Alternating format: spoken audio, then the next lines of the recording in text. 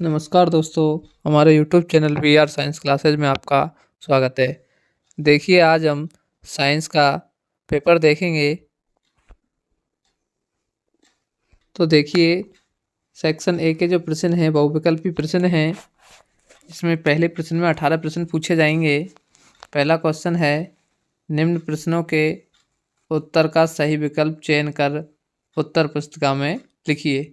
तो इसका पहला है, साग सब्जियों का विघटन होकर कंपोस्ट बनना किस प्रकार की अभिक्रिया है। तो पहला ऑप्शन है दोस्तों ऊष्माक्षेपी, दूसरा है ऊष्माशोषी और तीसरा है संयोजन और चौथा है अपघटन। तो साग सब्जियों का जो विघटन है वो होता है ऊष्माक्षेपी। तो पहला ऑप्शन करेक्ट होगा। अगला क्वेश्चन है, Fe2O3 plus Al equal to Al2O3 plus 2Fe ऊपर दी गई अभिक्रिया किस प्रकार की है। तो देखिए, जो एल्युमिनियम है वो आयरन को विस्थापित कर रहा है। तो जो पहला ऑप्शन दिया है वो दिया है संयोजन, दूसरा दिया है द्वय विस्थापन, तीसरा दिया है वियोजन और चौथा दिया है विस्थापन। तो जो एल्युमिनियम है इसने क्या किया है, आयरन को यहाँ से विस्थापित किया है। तो विस्थापन अभिक्रिया, ऑप्शन नंबर द सही होगा। अगला क्वेश्चन है दोस्तों, प्रकृति में स्वतंत्र अवस्था में पाई जाने वाली धातुओं का समूह है।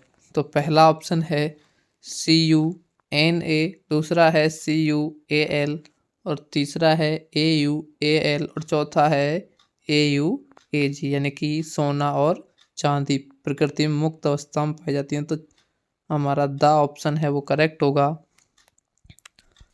अगला क्वेश्चन है, निम्न में से धातु है। तो पहला है कार्बन, दूसरा ऑप्शन है सिलिकॉन, तीसरा है हीरा और चौथा है सोडियम। तो धातु पूछी है तो दोस्तों धातु होगी सोडियम। तो हमारा द ऑप्शन है जो करेक्ट होगा।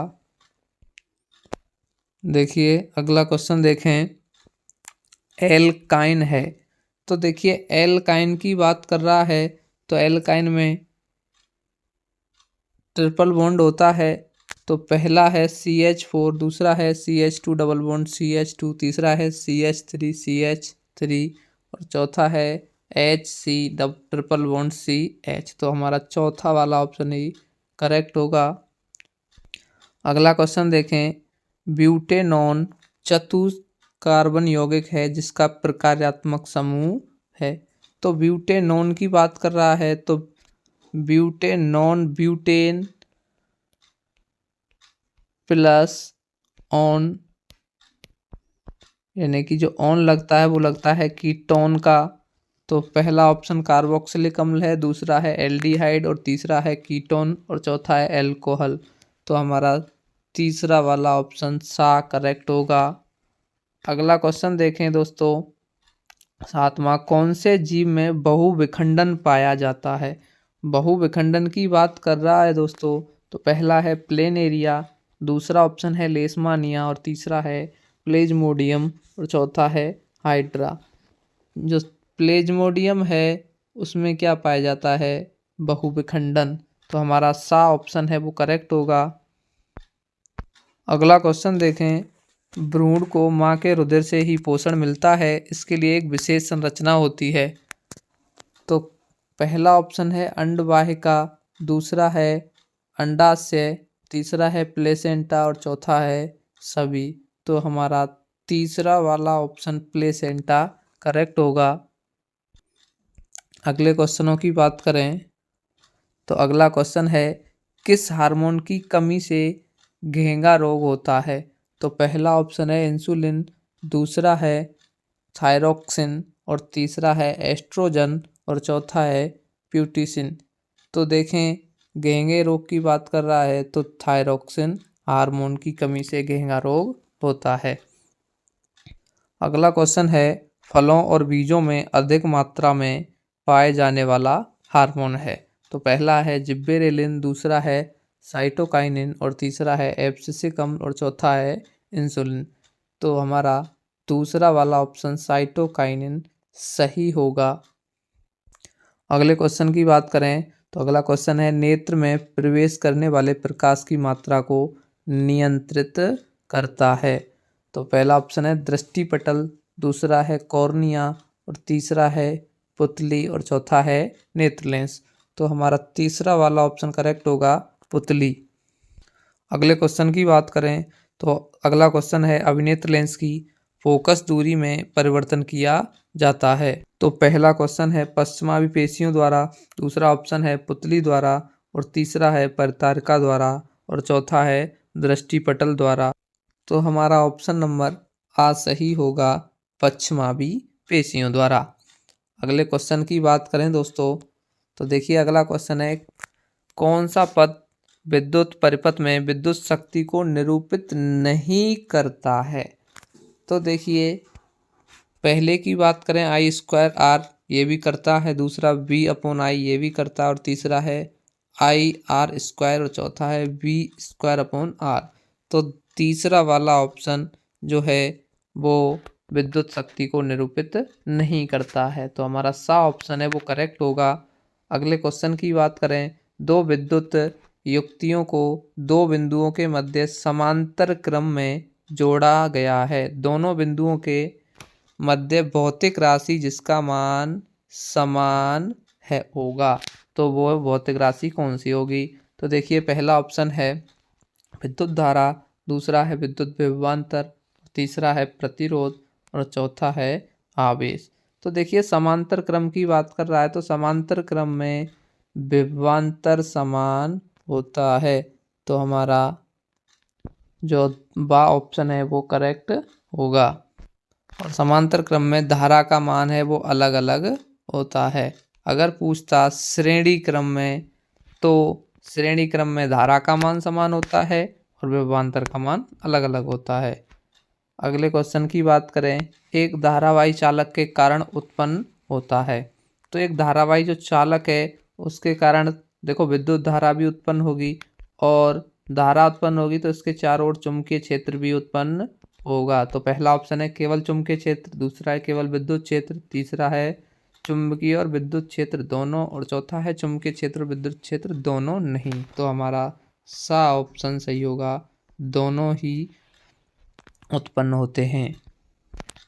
अगले क्वेश्चनों की बात करें तो अगला क्वेश्चन है पश्चिम की ओर विक्षेपित एक धनावेश किसी चुंबकीय क्षेत्र द्वारा उत्तर की ओर विक्षेपित हो जाता है।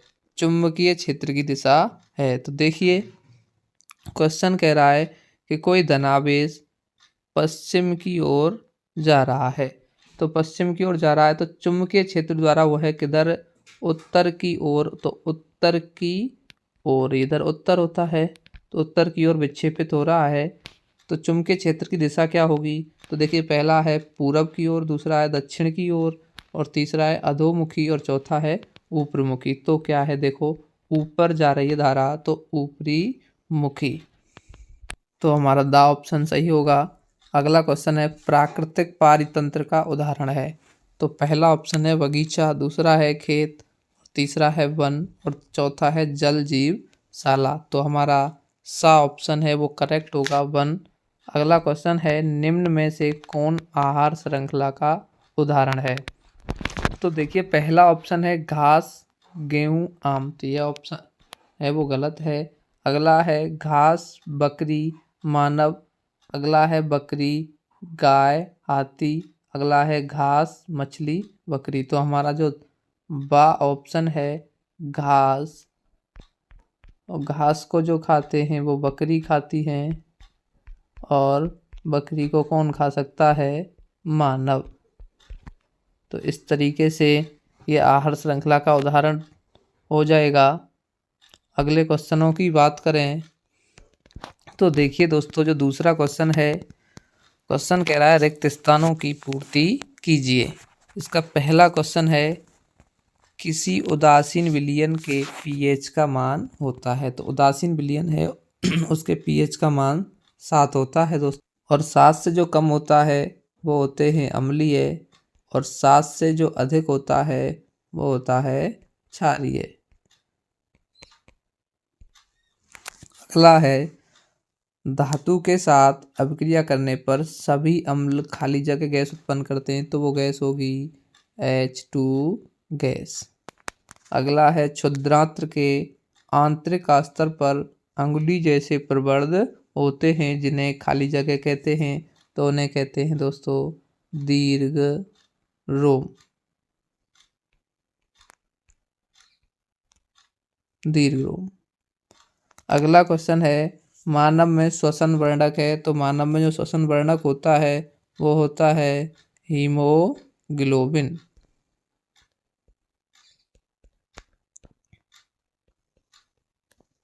अगला है मेंडल के लक्षणों की वंशागति नियम के प्रयोग में F1 पीढ़ी में प्राप्त पौधों में लंबे पौधों का अनुपात या प्रतिशत है।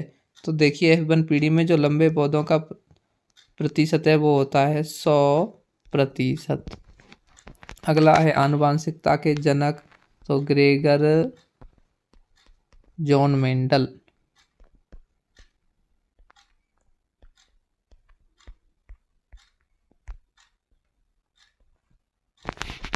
अगले क्वेश्चनों की बात करें तो दोस्तों देखिए अगले क्वेश्चन हमारे पास हैं अति लघुत्तरात्मक के प्रश्न जो तीसरे क्वेश्चन के हैं। ये देखिए पहला क्वेश्चन है अवक्षेपण अभिक्रिया किसे कहते हैं। तो देखिए अवक्षेपण अभिक्रिया की बात करें तो जिसमें अवक्षेप का निर्माण होता है वो अभिक्रिया कहलाती है अवक्षेपण अभिक्रिया। दूसरा क्वेश्चन है अम्ल के जलीय विलयन द्वारा विद्युत के संचालन का नामांकित चित्र बनाइए। तो अम्ल के जलीय विलयन में का एक संचालन का चित्र बनाना है, तो ये 1 नंबर का क्वेश्चन पूछा गया है। अगला क्वेश्चन है कमरे के ताप पर कौन सी धातु द्रव अवस्था में, तो मरकरी यानी कि Hg पारा। रस संवेदी ग्राही से क्या ज्ञात होता है, तो रस संवेदी ग्राही से स्वाद का पता चलता है।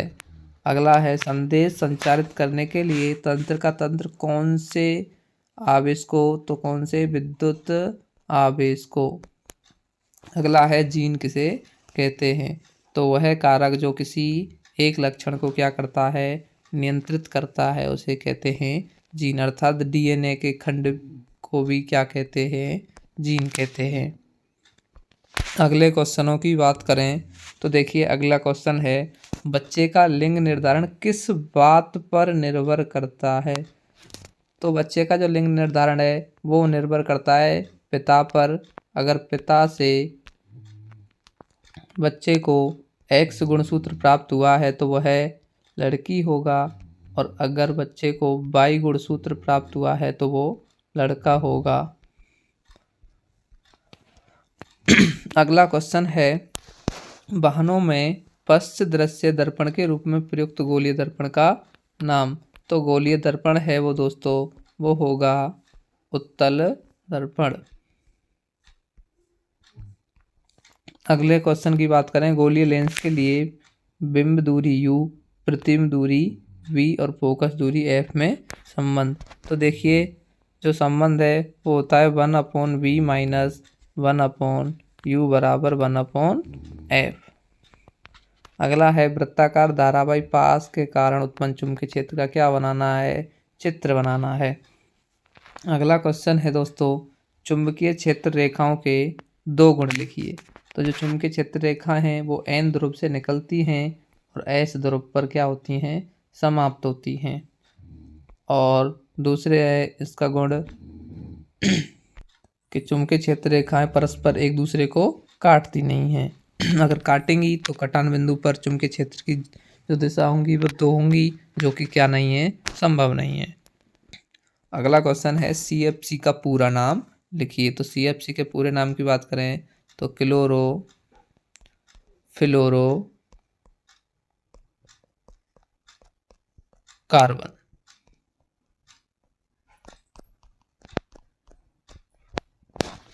अगले क्वेश्चनों की बात करें दोस्तों तो अगला क्वेश्चन जो है वो खंड वाका है। लघुत्तरात्मक प्रश्न पूछे गए इस खंड में 2 नंबर के प्रश्न पूछे जाएंगे। तो पहला है वर्जन तथा निस्तापन में अंतर समझाइए।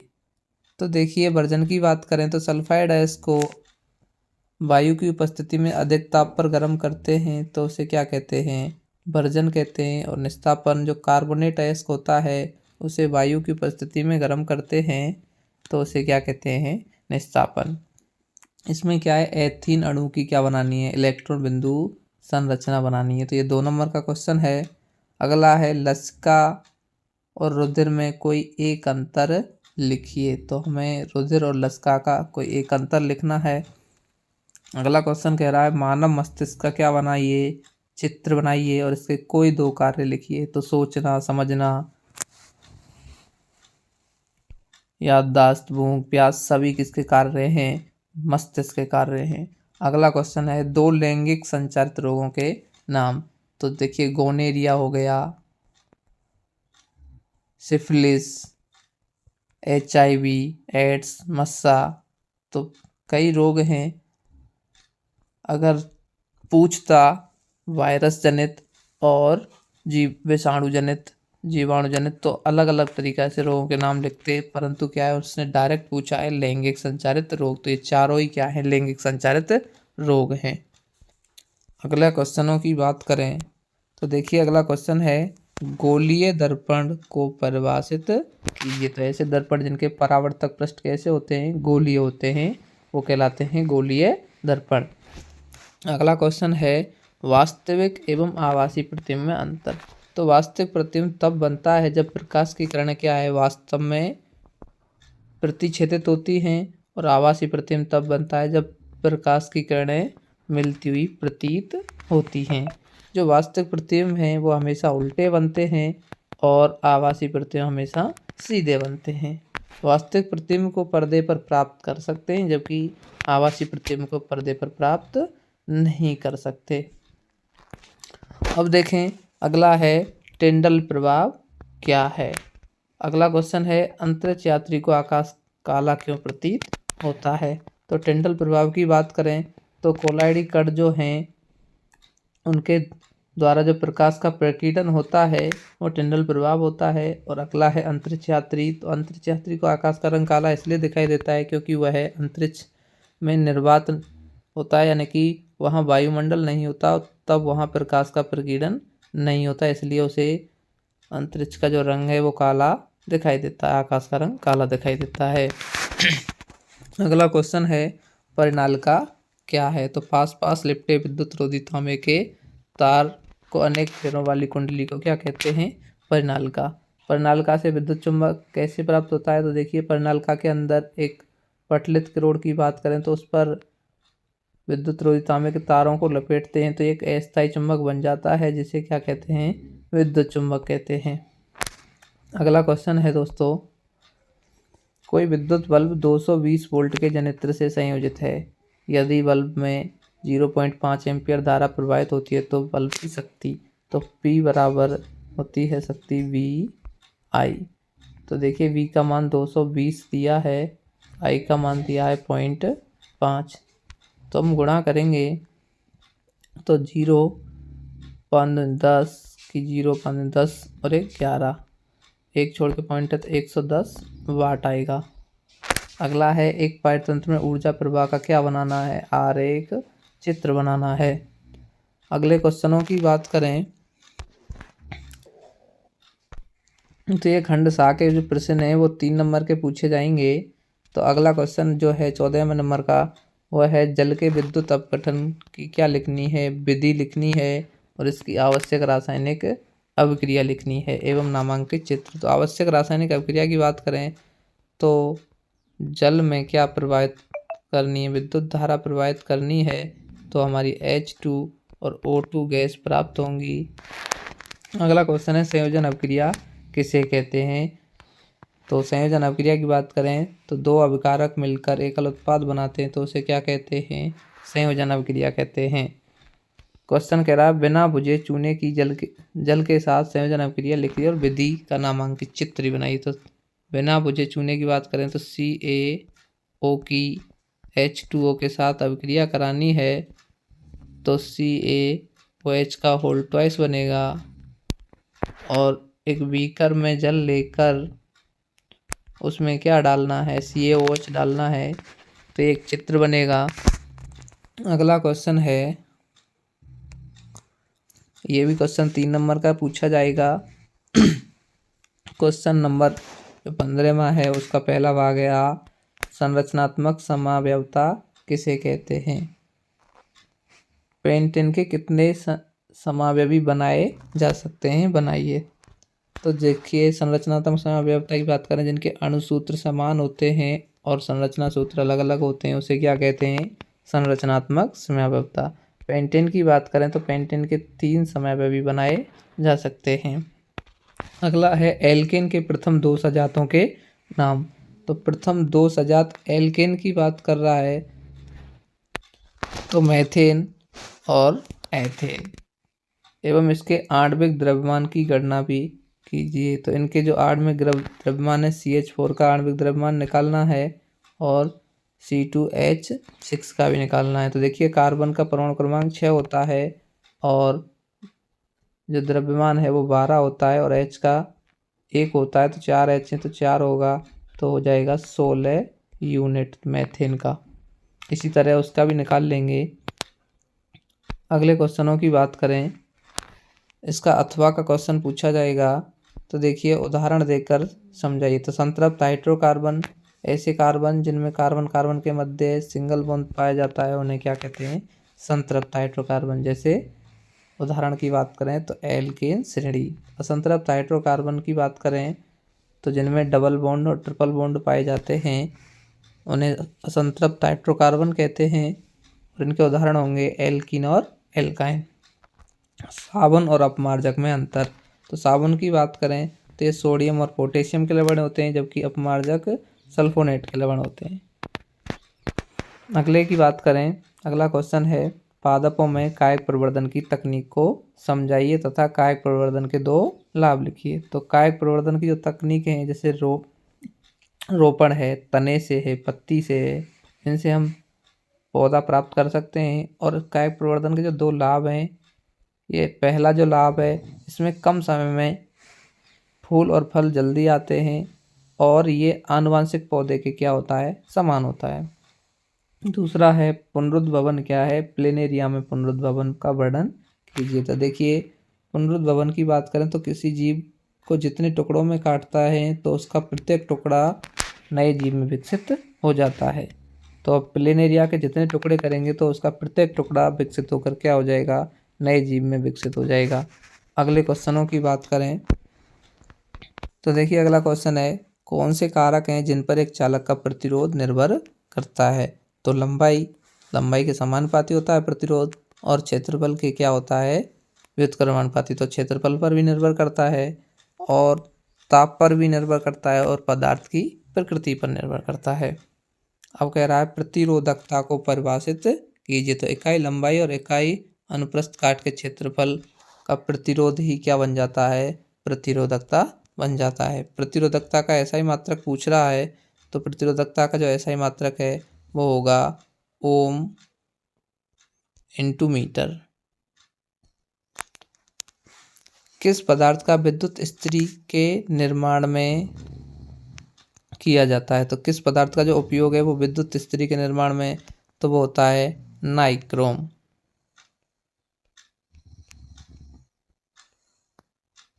इसका अथवा का क्वेश्चन पूछा है, जूल के तापन नियम को लिखिए। तो जूल के तापन नियम की बात करें तो जो H प्रोपोर्शनलिटी होता है वो I² R इंटू टी के होता है, अर्थात उत्पन्न जो ऊष्मा है वो धारा के वर्ग के, प्रतिरोध R के और समय T के क्या होती है, समानुपाती होती है। इसे क्या कहते हैं, जूल का तापन नियम। इस नियम पर आधारित 2 युक्तियों के नाम, जैसे टोस्टर है, विद्युत इस्त्री है। अगला क्वेश्चन है, विद्युत बल्बों में भरी जाने वाली 2 गैसों के नाम बताइए तथा स्पष्ट कीजिए इन गैसों को विद्युत बल्बों में क्यों भरा जाता है। तो पहली जो गैस है वो अक्रिय आर्गन होगी, दूसरी होगी अक्रिय नाइट्रोजन। देखिए, इन्हें क्यों भरा जाता है, क्योंकि ये अक्रिय गैसें जिससे बल्ब के तंतु की आयु में क्या हो जाती है, वृद्धि हो जाती है। अगले क्वेश्चनों की बात करें दोस्तों, अगला क्वेश्चन है, निम्न को सम्मिलित कीजिए। तो पहला दिया है जिप्सम, दूसरा है ब्रंजक चूर्ण, तीसरा है बेकिंग सोडा और चौथा दिया है प्लास्टर ऑफ पेरिस। तो जिप्सम के सूत्र की बात करें तो जिप्सम का सूत्र होता है CaSO4.2H2 CaO। तो जिप्सम को चौथे से मिलाएंगे और ब्रंजक चूर्ण का सूत्र होता है CaOCl2। तो तीसरा वाला है वो इससे मिल जाएगा। अगला है बेकिंग सोडा। तो बेकिंग सोडा का सूत्र होता है NaHCO3। तो ये पहले वाले से अब एक बचा है प्लास्टर ऑफ पेरिस। तो प्लास्टर ऑफ पेरिस होता है CaSO4.12H2O। तो ये दूसरा वाला इससे मिल जाएगा। देखिए यहाँ HO है तो ये HO2 होगा। अगला है जब साधारण नमक के जलीय विलयन में विद्युत धारा प्रवाहित की जाती है तब सोडियम हाइड्रोक्साइड के साथ दो गैसें X और Y निकलती हैं। गैस X फटफट की ध्वनि के साथ, अरे दोस्तों गैस X फटफट की ध्वनि तो H2 गैस है। अगला है तथा Y जल की कीटाणु मुक्त करने के लिए उपयोगी है। तो कीटाणु मुक्त करने के लिए Cl2 गैस होती है। तो उनके नाम तो H2 गैस और Cl2 गैस। अगला है अथवा का प्रश्न है pH स्केल किसे कहते हैं, इसका चित्र बनाइए। तो pH स्केल किसी हाइड्रोजन में सांद्रता ज्ञात करने के लिए जिस स्केल का उपयोग किया जाता है उसे क्या कहते हैं, pH स्केल कहते हैं। तो इसका हमें चित्र बनाना है। अगला क्वेश्चन है जब एक सोडियम यौगिक X की तनु HCl के साथ अभिक्रिया होती है तब लवण जल एवं एक गैस Y प्राप्त होती है। यौगिक X बेकिंग सोडा को गर्म करने पर प्राप्त होता है। यौगिक X जल की स्थायी कठोरता को हटाने के लिए भी उपयोगी है। तो यौगिक X जो है वो होगा सोडियम कार्बोनेट। और जो गैस Y प्राप्त होती है वो होती है दोस्तों CO2 गैस। अगले क्वेश्चनों की बात करें तो अगला क्वेश्चन है मानव हृदय की काट का क्या बनाना है, नामांकित चित्र बनाना है। और अगला क्वेश्चन है मनुष्य में दोहरे परिसंचरण की व्याख्या कीजिए और यह क्यों आवश्यक है। देखिए दोहरे परिसंचरण की बात करें तो ये ऑक्सीजनित और विऑक्सीजनित रुधिर को मिलने नहीं देता है जिससे शरीर का तापक्रम बना रहता है। तो हमें इसकी व्याख्या करनी है। तो देखिए जो रक्त है वो फेफड़ों से ऑक्सीजन को लेके आता है और हृदय में लेके आता है और हृदय से पूरे शरीर में और फिर शरीर से जो हीमोग्लोबिन है वो हिल के चलता है, वो क्या है फिर हृदय में लाता है और फिर हृदय से फेफड़ों में ले जाता है। तो इस तरीके से श्वसन प्रक्रिया से रक्त का परिसंचरण होता रहता है। अगला है मानव उत्सर्जन तंत्र का नामांकित चित्र, बहुत ही इम्पोर्टेंट होगा। अगला है रुधिर से नाइट्रोजन उत्सर्जित पदार्थों को बाहर निकालने की क्रियाविधि को समझाइए, यानी कि मूत्र निर्माण की प्रक्रिया समझानी है। अगले क्वेश्चनों की बात करें तो अगला क्वेश्चन है जो 20 नंबर का लास्टवां क्वेश्चन है, एक अवतल लेंस से प्रतिबिंब बनना दर्शाने का किरण चित्र बनाइए। देखिए यहाँ लेंस आएगा अवतल लेंस, जबकि बिंब उसके फोकस पर स्थित है। तो देखिए जब फोकस पर स्थित है बिंब तो चित्र जो बनेगा वो बनेगा अनंत पर। अगला है यदि एक लेंस की फोकस दूरी कितनी है 50 सेंटीमीटर उसकी क्षमता, तो P बराबर 1/f और f हमेशा मीटर में होनी चाहिए। तो मीटर बदलने के लिए 100 का भाग देते हैं तो 100 का भाग देंगे 50 में तो 0 से 0 ये आ जाएगा 1/2। 1/2 का मतलब 0.5। तो फोकस दूरी होगी वो 0.5 होगी। तो यहाँ 0.5 रखेंगे तो पॉइंट्स हटाएंगे तो यहाँ 0 बढ़ जाएगा। तो 5 से 10 को काटेंगे तो 2 बार कटेगा तो 2 डायोप्टर इसकी क्षमता होगी। अगला एक कांच आयताकार कांच स्लैब द्वारा प्रकाश के अपवर्तन का क्या बनाना है, किरण चित्र बनाना है। अगला क्वेश्चन है यदि एक गोलीय दर्पण की वक्रता त्रिज्या 56 सेंटीमीटर है तो उसकी फोकस दूरी ज्ञात कीजिए। तो फोकस दूरी की बात करें तो R बराबर होता है 2f। यहाँ दी है त्रिज्या 56 सेंटीमीटर बराबर 2f। इसे काटेंगे तो ये 2 से काटेंगे तो कटेगा 2 और यहाँ 1 बचेगा तो 8, 28 सेंटीमीटर आएगी फोकस दूरी। अगर वीडियो पसंद आई है तो वीडियो को लाइक करें और चैनल को सब्सक्राइब करें। इसी तरह के पेपर हल देखने के लिए हमारे चैनल पर बने रहें। धन्यवाद दोस्तों। ये जो पेपर है इसमें से कम 40-45% पेपर सेलेक्ट होता है हर वर्ष की तरह, तो इस पेपर को देखना बिल्कुल भी ना भूलें दोस्तों। एक बार अच्छे से इस पेपर का रिवीजन कर लें। धन्यवाद।